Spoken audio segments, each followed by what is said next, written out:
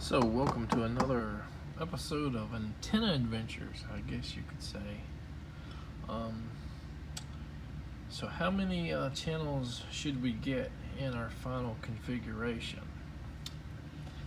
Right now, we're scanning about 83 channels, and not all these are stable. Some of them come and go, some of them are there most of the time, and they can be pixelated here and there. And I am running 3 antennas currently. One is fine-tuned to the market we're aiming for. 2 of them are in the general vicinity but not fine-tuned yet. If you've seen my previous videos, I talked about the coax having a rusty connector on it, which is even like rust on the copper core that we need to replace, and soon that might actually give us a more stable signal, or possibly bring in some more channels or something. And we're also running RG6, and plan to eventually upgrade to RG11. And obviously we're also going to be moving from a 40-foot tower to an 80-foot tower, or at least that's the plan. But for right now, we wanted something that we're happy with now, temporarily, or that we hope we could be happy with. So basically, I've been aiming at 2 main markets. One in Jacksonville, which has the kids PBS Kids, and a lot of other things. They also have their ABC and all the major networks, PBS and all that good stuff. And another market in Gainesville, which also has a PBS but not a PBS Kids. It has ABC, I guess NBC, CBS, possibly CW. They have like an ION sub-channel, and CW might even be a sub-channel too. There's like a Me TV or Antenna TV or Retro something too that has a dedicated channel there, which is very strange to not have a sub-channel there. So I'm going to scroll down here, and you'll see on my tuner, well, let me aim it down a little bit. There are no like ATSC3 stations coming in. So Jacksonville, I guess, is supposed to get an ATSC3 station or a tower soon, but they've been saying that for like a year. Something interesting to note is that earlier this morning I was scanning in RF28, and I actually got a signal, although I couldn't lock it in, I believe from Orlando on an ATSC3 signal, which I think holds like 3 or 4 or 5 like channels, and I think 3+ different networks were all like broadcast on that one. I'm not 100% sure that is the same channel, but most likely it's 107.4 miles away. They say that ATSC signals can go further. It's easier to get them, but we're not pointed in Orlando. We're like 100 degrees of separation, the antenna aiming from Gainesville to Orlando from this area. The antenna on the top of the 40-foot tower is a Televis DatBoss LR non-repack model with low VHF elements on it. So I think they had a UHF only version, they had a UHF and high VHF, and then they had the high, low, and UHF version, and now they have a repack model, or a couple models, which are finely tuned to the repack. For the government basically bought, I guess, the frequencies above, I don't know if it's 36 or what, on the UHF stations, and some networks decided to just move, some of them decided to go to VHF, and some of them may have just ceased to exist after the sell-off. Unfortunately, last year we had a bad lightning storm, and it took out the internal preamp of that antenna, and even with a preamp at the top of the tower, it seems like we're still missing at least one channel, and it seems like a couple other channels aren't as stable as they were before. Maybe replacing that, F connector with a new one that doesn't have the rust in it will bring some of that back, but it's hard to know until we actually do that. We have gotten signals from, let me see, 32, which is mostly religious stuff. As far as I know, I've never gotten that before. And we're gotten signals from 23, RJVFLD, which I'm assuming that is a low power station with, like, looks like RTV, Revan, Action Family, Revival. So a few little things like that. We have pulled in 45, which is MeTV, dedicated just to that one thing, and I think MeTV is a sub channel on a few other stations anyway, so it's unneeded. But with the new ellipse antenna, which is the one right below the top antenna, UHF only with an internal preamp, it's a non-repack model. We've gotten 45 back, and we haven't fine-tuned it, but it's only about 49 to 50% strength, and there is some pixelation, I believe, on it. Another station which I don't think we've ever picked up is 11 W30EMD,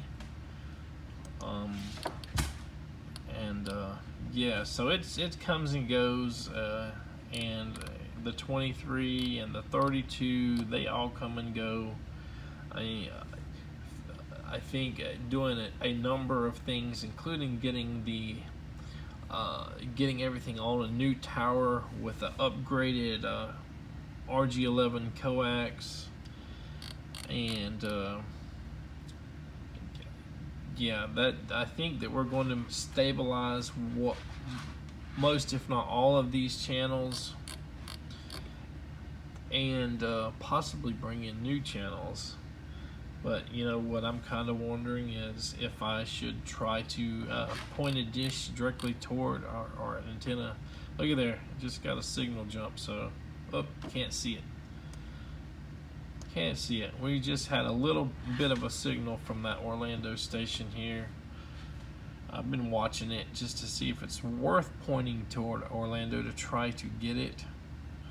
And it went up as high as maybe 31% signal quality, but it's never locked in. Now it's staying around 0. It might be popping back and forth between 1% or something. There was a time when it stayed at like 3, but remember, it's 100 degrees off of where we pointed our antenna. So we're using a SmartCom, a Televis SmartCom, which allows you to combine antennas with like little or no signal loss.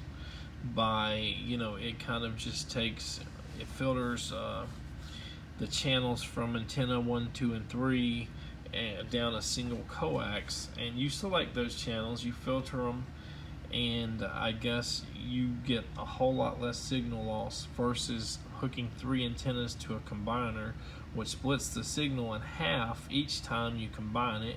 And then you got multipath issues because you're getting some of the same signal at different times on different antennas. So even if your antenna is pointing away 10 degrees, 100 degrees, 180 degrees, whatever, you could still be getting signal, especially on a strong channel at different times, and then that creates, an unwatchable program. So the SmartCom kind of alleviates that. What it doesn't do is actually allow you to change the RF channel on the output. So if you're pointing to 2 or 3 different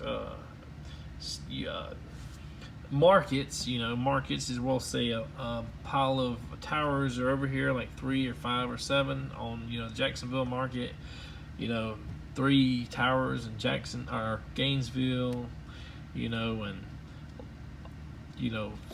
other things. Each one of those are considered a market you're pointing at. This is a market for the people in Jacksonville and Orange Park, Middleburg. This is ones for Ocala, High Springs, Alachua, Gainesville. So that's the market, the target market, I guess you could say. See, yep, you just seen it. Just got a blip. So the higher you go up, the better quality antenna, the more, stations that use the same RF channel, the higher likelihood of you getting a conflict, an RF conflict. So with the SmartCom, as I said, you cannot change the RF channel going out, so you can have 2 or 3 channels that use the same RF frequency, from different markets. But they have something called Televis Advantex, AVANTX. It's about double the price of the SmartCom, but that allows you to hook up to 4 antennas, or 4 SmartComs or whatever, and you can route the conflicting RF channel to another channel. Or just, even if it's not conflicted, you just want to, for whatever reason, want to put everything on channel 2, 3, 4, 5, and 6, I think you can do it. So you got to kind of have a combination to do that. We'll probably get into that later on, but we do have a repack model Televis DAPMix LR with the low VHF, so it should give you the best of any combo antenna out there. And there really aren't any low VHF only antennas anymore, unless you have them custom made or something like that. So you can get high VHF, you can get the big large 10, 12, 14 foot antennas that aren't repack ready, that just huge, and you may only have one low VHF channel, and if the signal's good enough, why put a 14-foot antenna somewhere when you don't need it? But I see a scenario where we'll have most likely 100+ channels on the 80-foot tower, and we may just have these RF conflicts that we can only fix by putting like an Advantex, or just blocking, if there's just so many double channels and the conflicted channels aren't something we need 2 of or whatever, just use the SmartCom and don't worry about it. But I have an Advantex already. What I don't have is 2 SmartComs. So I'm going to show you in the right scenario, you can get 100% signal quality and symbol quality, on certain channels. So that's locked in. That's channel 20 WCJB, on RF channel 16.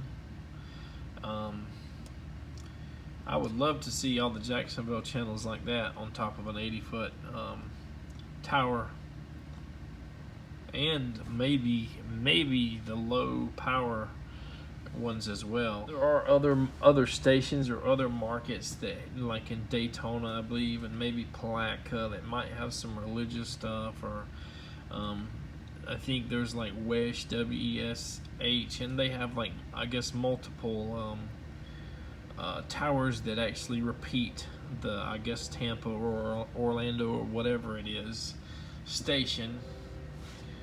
RF channel 19 in Jacksonville, which is 47, comes and goes. It's gone more than it comes. But I think before the internal preamp went out on that Televis DAP Boss Mix LR, it actually picked it up fairly well. So we could replace the preamp, but why do that? They're like $80. Why do that when we already have a better antenna and a taller tower? It is a pain in the butt to haul a big Televis DAP Boss LR up 40 feet. It's going to be a really big pain to haul it up 80 feet, with, wanting to hit guy wires, especially as one person, trying to do it. But we'll probably talk more about like what it's like to climb a tower and to be up, 20 foot, 30 foot, 40, 50, 60, 70, etc. Because I've climbed, dozens of times now, 2 separate towers, and it can be done. I'm not going to promote, people that don't know what they're doing to climb it. I'm not going to tell anybody, as far as I know, about how I climb it, because I don't want anybody to say that's not safe or whatever. Do you free climb a tower, or of course you can't easily free climb a tower and not have belts, and like at least 2 belts and other safety stuff, but I'm just throwing it out there that we were in an area where without a rotor, most people would point toward Gainesville, which has only a handful of towers. In Gainesville, you basically have 5, which is PBS. You have 9, which is NBC, I think on VHF. You have 10, which is actually on RF channel 5, also VHF, which is just a UF and weather and news kind of station for like the University of Florida. We have 20, which is the main channel that most people watch, or ABC. Then we have 28, which is CBS and High Springs. And let's see what else. 51, I believe, is in Ocala. So it is a few degrees, difference between 51 and the other stations in Gainesville, but depending on where you're at, what kind of antenna, you may get it, just fine, or you may need to point it to that direction to get it more stable. But that's pretty much all of the Gainesville stations. Again, you have PBS, you have the little PBS affiliated University of Florida weather station, NBC, ABC, what was we doing here? Yeah, CBS, and Fox. 51 is Fox. Basically, you have 20 channels available, or 21 or something. With 45, I guess you get like 21 channels. And there may be some super low power stations around the area that if you live in the city or a certain part of the city, you may get it, but I've never gotten the signals from here. And I know a lot of people, in the olden days with their rabbit ears and stuff, they couldn't get all the stations either. They struggled being right there, that close to the towers. So the tower that's in Brunswick, Georgia, is 21. It used to be a bunch of Ion channels, but it's got one. It's Ion, Court TV, Mystery, Grit, Laugh, Scripps, Jewelry, QVC 1, and QVC 2. So there are a few things that one's offering that aren't sub channels of the other ones, and that's a reason, I guess, to if you're cutting the cord, you want all of them, all the extra channels you can. Now Fox does have a sub channel for Ion TV 51.3. So yeah, guys, it's an interesting hobby, and I know like people that have been watching this channel are mostly looking for Natalie's wheelchair type stuff and her little adventures, and Natalie tries this and that, and the garden updates, and we had the GoFundMe fundraiser stuff, and probably didn't know that we are not paying for cable TV. We do not have satellite TV from Dish or DirecTV or anything like that. We have this, and we have streaming, and we probably will get rid of some of the streaming or bring it back and forth, just to save some money. With that being said, if you want to set up an antenna tower, 20 foot, 30 foot, 50 foot, 100 foot, you got to know that if you buy everything new, there's usually a freight cost, which is very high. You do not want to buy, a tower thinking you're going to upgrade the height later, because you're going to pay double the freight cost if you add another 10 or 20 foot section to the tower. And Hey, I bought mine like during the first part of COVID, I guess. So right before the freight charges like doubled, and with all the parts and all, the 80-foot tower cost me around $4,000 with like anchors and everything you got to buy. Um, a lot of work, a lot of concrete. You want to do it to the engineering specs of the tower, grounding specs. You don't want to be 80 foot in the air with 300 pounds of concrete in the air, and your guy wires not proper guide and not proper anchored and all that stuff. But yep, that's about it for today. We're not actually outside looking at the towers or the antennas right now.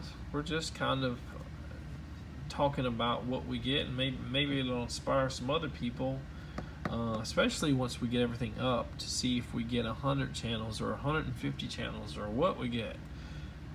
This is exciting to me every time we scan in something new, and it's not like what do you call them, tropico or tropospherical conditions, weather conditions.